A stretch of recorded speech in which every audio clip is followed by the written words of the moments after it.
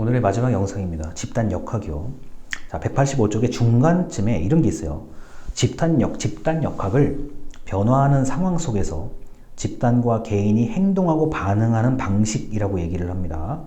그리고 바로 다음 문단에 좋은 한자어가 하나 나옵니다.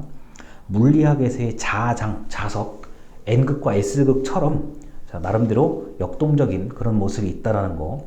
제가 다시 말씀드리면 역학이라는 것은 굉장히 동태적, 역동적, 복잡한 모습들입니다.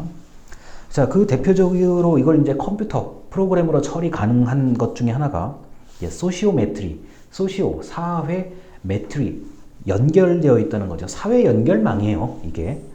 자, 그래서 186쪽이 위에서 두 번째 줄, 조직 구성원 간의 선호, 심리적 호감, 비호감, 이것들을 수치화하기도 하고 그림으로 그려주기도 하는 프로그램이 이미 있어요. 그래서 소시오그램은 아주 단적인 그림 제가 하나 그려드렸고요. 그냥 소시오그램이라고 어딘가 검색을 하시면 그림 많이 나와요. 자, 이건 바로 심리적 관계를 표현한 거고, 우리가 이제 심리 상담 분야에서 항상 우리가 이제 그 전문가들이 반드시 해야 되는 게 가계도를 그리는 거죠. 자, 엄마하고 나하고 단절, 예를 들어서요. 아빠하고 내 동생하고는 친밀감, 그 다음에 할머니 언제 사망, 할아버지 지금까지 생존, 그러니까 유병자, 자, 병이 있으신 분, 없으신 분, 등등등. 그리고 이제 삼촌, 숙모, 고모, 이모, 이렇게 그 사람의 삶에 내담자의 삶에 영향을 주는 사람들의 이렇게 관계를 다 그려놓죠. 그래서 전문가들끼리는 이제 그 가계도만 봐도 이게 무슨 상황인지를 알아요. 그런데 반드시 그 심리 상담을 수련, 그러니까 실습해야 되는 분들이 반드시 알아야 되는 항목 중에 하나가 가계도의 의미죠. 이렇게 선이 끊겨져 있다, 네모는 뭐고 동그라미 이게 다 기호가 있어요. 그래서 그런 것들처럼 이 소시오그램도 연결되어 있는 건데, 자, 이렇게 그 그림으로 처리되는 부분들이 있고, 그 다음에 소시오 매트릭스라고 하는데, 이거는 187쪽에 위에서 그 세 번째 문단, 중간 문단입니다. 소시오 매트릭스는 집단의 응집성 측정에도 유용하다. 단결의식, 이런 것들, 조직에 얼마나 몰입해 있는지, 우리가 얼마나 집중하고 있는지, 이런 것들을 측정하는데 수치로 표현해 주는 거죠. 자, 그래서 이 응집성 같은 경우는 그 0부터 1까지가 이제 그 범위이고, 0이면은 당연히 우리가 알고 응집성 없는 거죠. 그냥 각자 따로 놀기고, 1이면 응집성이 완전히 그냥 네가 죽는 것보다 내가 죽겠다, 이런 의미에 가까울 정도로 1이라는 건 굉장히 높은 숫자입니다. 그래서 이 소시오그램과 소시오 매트릭스가 있다는 거 말씀드리고, 그 다음에 이제 188쪽에 아래서 세 번째 줄이요. 집단 구성원이 헌신과 몰입하는 정도가 응집성, 축구와 농구 이런 데서 말하는 조직력, 그리고 지난번 강의에서 얘기했을 거예요. 스포츠맨십. 네가 실수하면 내가 해준다. 내가 실수하면 누군가 해주겠지. 이게 이제 그냥 안이하게 있는 게 아니라 아주 그물망처럼 잘 연결되어 있는 조직들입니다.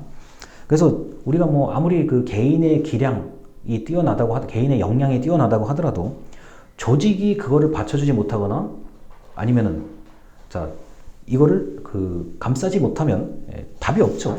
특히나 이 집단 조직 생활 같은 경우는, 그 다음에 집단의 성과, 조직의 성과는 더더욱이나 심하게 나타납니다. 자, 189쪽에 중간 문단에 이런 게 있어요. 양괄호 1번. 자, 목표를 동의해야 되죠. 우리가 헐리우드 영화 같은 걸 보면은 은행을 털고 강도를 하고 누구 인지를 구출하고, 이게 목표에 대한 합의가 있어야 되잖아요. 팀원들끼리. 야, 나는 네가 생각하는 거와 다르다. 그래서 맨날 그 같은 팀끼리 좀 처음에 싸우다가 극적으로 화해해서 뭔가 구출하고 구조하고 이러잖아요. 자, 이게 목표에 대한 동의가 굉장히 중요한데, 이제 여기 계시는 분들, 이 영상을 보고 계시는 분들은 목표에 대한 동의를 어떻게 합니까? 내가 입사, 시험 합격해서 그냥 이상 없이 적응해서 잘 다니면 목표에 대해서 동의를 하는 거고, 그게 아니면은 퇴사하는 거죠. 나는 공무원이 반드시 되고 싶다. 자, 그에 대한 목표에 어쨌든 간 동의를 하니까 시험 공부도 하고 합격도 하고 이러는 거잖아요. 이게 목표에 대한 동의가 아주 작은 것부터 아주 큰 것까지 범위가 무한대요. 자, 그런데 이제 어떤 동아리, 나는 음악을 좋아해.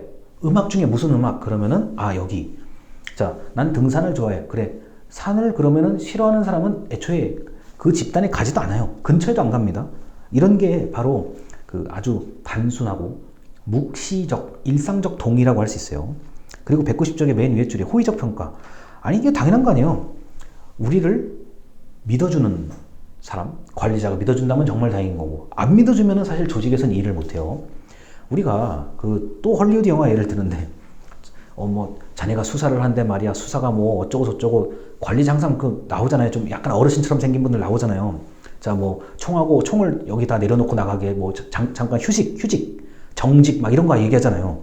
그럴 때하고, 야, 내가 무조건, 나를 따르라, 내가 책임진다, 이런 거하고 다르죠. 그래서, 호의적 평가도 범위가 무한대요.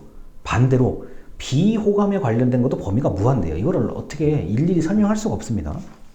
자, 그래서 이렇게 집단의 응집성까지 다 나와 있는데, 자, 결국에 목표 동의, 상호 호의성이 중요하고, 갈등이 적으면 일단 유리해요. 자, 그리고 192쪽에 이제 오늘의 마지막 얘기인데, 자, 집단의 응집성이 너무나 강하거나, 외부의 저항에 그냥 아예 반응이 없는 경우들이 있어요. 그걸 바로 집단사고라고 얘기합니다.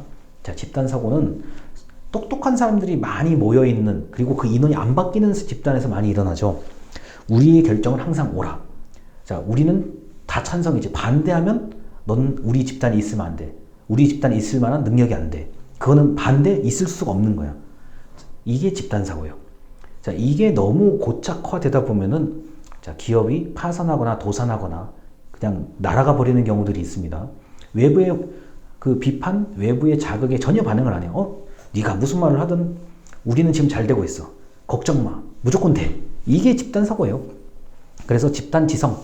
자, 여러 사람들의 생각이나 의견이 어떤 아주 가장 합리적인 견해를 가지고 온다는 집단지성과는 완전히 다른 단어입니다. 절대 헷갈리시면 안 돼요. 집단사고는 부정적인 의미예요. 그래서 집단사고를 경계해야 된다는 거는 저도 마찬가지고 여러분들도 이건 집단사고는 부정적이다. 경계해야 된다. 이렇게 알고 계시면 되겠습니다. 그리고 집단사고가 일어나게 되는 가장 큰 계기 중에 하나가 배타성.